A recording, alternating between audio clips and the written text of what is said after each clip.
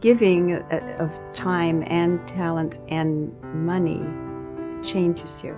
I mean, we've changed. We've grown. I don't know exactly how that's happened, but in sharing and being a part of God's ministry, we have changed.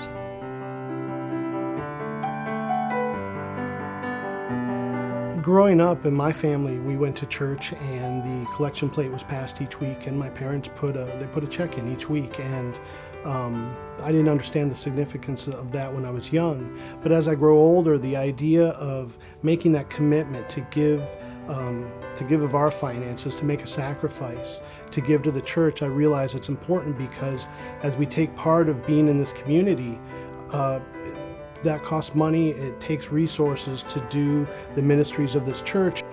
I somehow developed an attitude of scarcity. And I'm talking real bag lady mentality.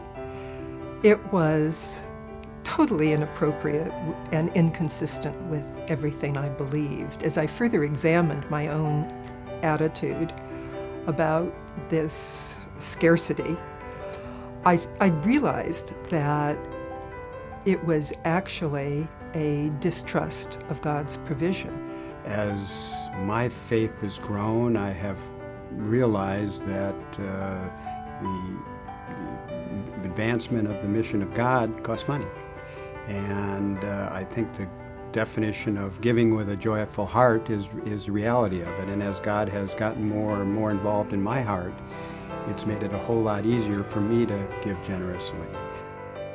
Well, we started small, but we felt it was important to make a commitment and actually pledge to give on a regular basis. We didn't think we could afford it. We didn't know how we would make it, but it was giving from the beginning rather than giving out of what might be left over at the end of the month. It was hard, but it became such a natural thing to do that it became easier with time, and it felt good.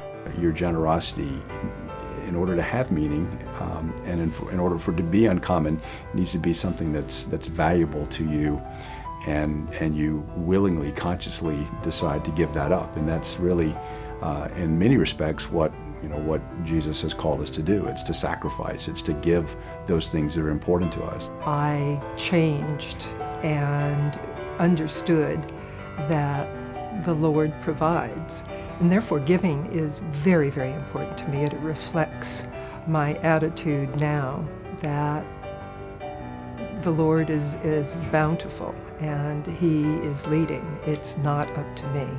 What you're giving towards is a ministry. You're giving towards the ministry that this church has committed itself to furthering. And through that ministry, we are obeying God's command, which is to love our neighbors, to love one another. We think of generous as, well, I have extra, I can give it away, I can share.